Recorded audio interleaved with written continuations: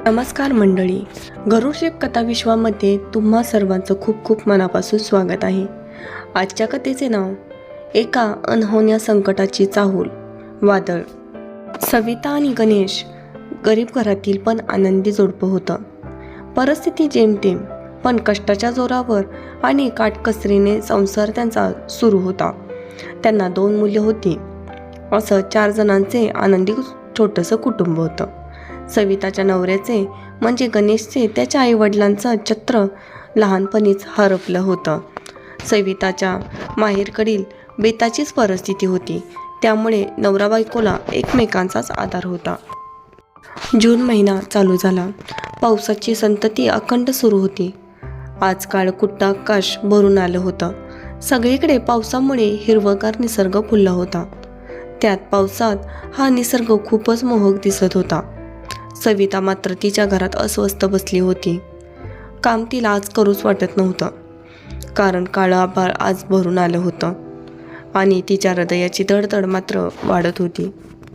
भीतीचं कारण म्हणजे तिचं पत्र्याचं घर आणि मातीच्या भिंती, त्यामुळे असुरक्षितपणा तिला वाटत होता. त्यात लहान मुले, यामुळे तिचं मन बेदरलं होतं. घराच्या समोर थोडंसं लांब शेत होतं. शेताला तारेचं कंपाऊंड होतं. सविताला पावसाची खूप भीती वाटत. संध्याकाळचे 9 वाजले होते. सविताने सर्वांना जेवायला बोलवलं. गणेशही कामावरून पावसाचं चिन्ह पाहून लवकर घरी आला. सविताने सर्वांना ताट वाढून जेवायला दिलं. पावसामुळे आज घरात लाईट पण नव्हती. सगळीकडे काळोख पसरला होता. मेणबत्तीच्या उजेडात चौघंही जेवण करत होते. रात्रीचं सर्वांचं जेवण उरकलं. आज 10 वाजता सर्वजण झोपले होते. पाऊस बाहेर कोसळत होता. विजांच्या कडकडाटाने सर्वांच्या छातीचे ठोके चुकत होते. गारांच्या पावसाने, पत्र्याचा कर्कश आवाजाने हृदय बेदरून जात होतं.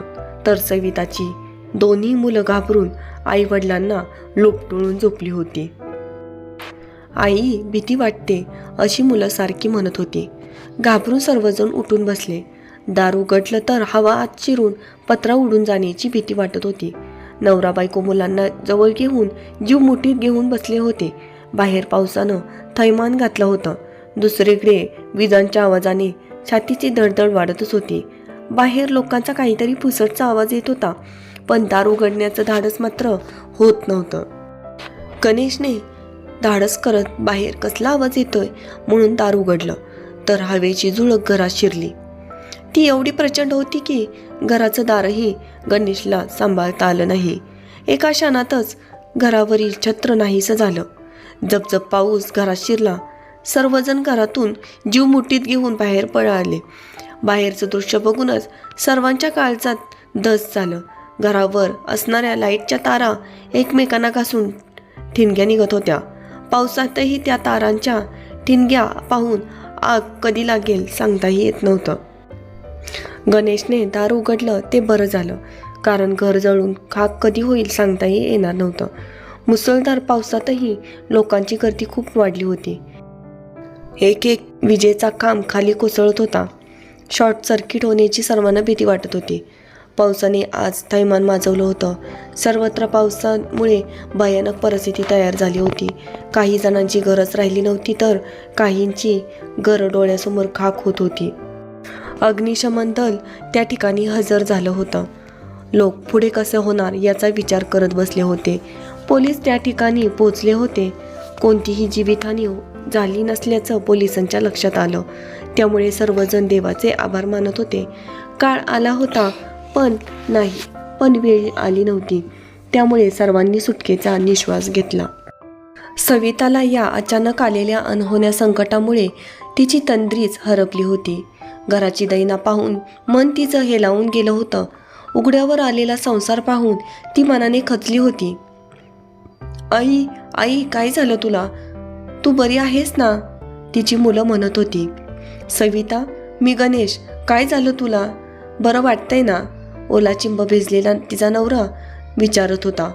ती त्याच्याकडे बघत, मी बरी आहे, तुम्ही काळजी करू नका, असं म्हणाली.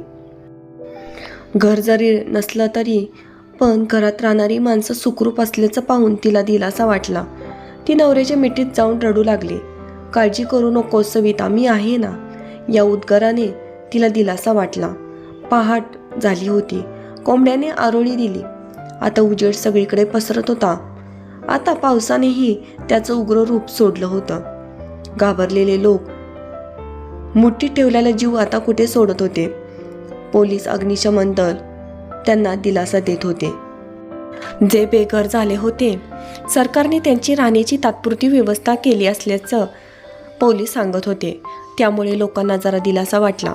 निसर्गाच्या कोपाने उन्मळून पडलेली माडाची झाडं, पाण्याचा वाहिलेला लोट, कोसळलेले विजेचे खांब, घराची झालेली अवस्था पाहून सर्वांचं मन हेलवलं होतं. सविताचं मन मात्र तिच्या पक्क्या घराची स्वप्न रंगवत होतं. सविता नवऱ्याला म्हणाले, काबाड कष्ट करू, पण स्वतःचं एक पक्क भिंतीचं घर बांधू, म्हणजे आपल्या मुलांना पावसाळ्यात अशी परिस्थिती पुन्हा पाहायला नको. हो ग, तू काळजी करू नकोस, तू माझ्यावर विश्वास ठेव. पुढच्या वर्षापर्यंत एक पक्क घर मी नक्की बनवेन. मुलांची तुझी अशी अवस्था पुन्हा होऊ देणार नाही. गणेशच्या बोलण्यानेच तिला मोठा आधार वाटला. तिला फक्त त्याची भक्कम साथ द्यायची होती. कृपया कथा आवडल्यास लाईक करा, शेअर करा, सबस्क्राईब करा. अशाच नवनवीन कथेबरोबर पुन्हा भेटत राहीन. Thanks for watching. Keep support, keep watching. जय हिंद, जय महाराष्ट्र. धन्यवाद.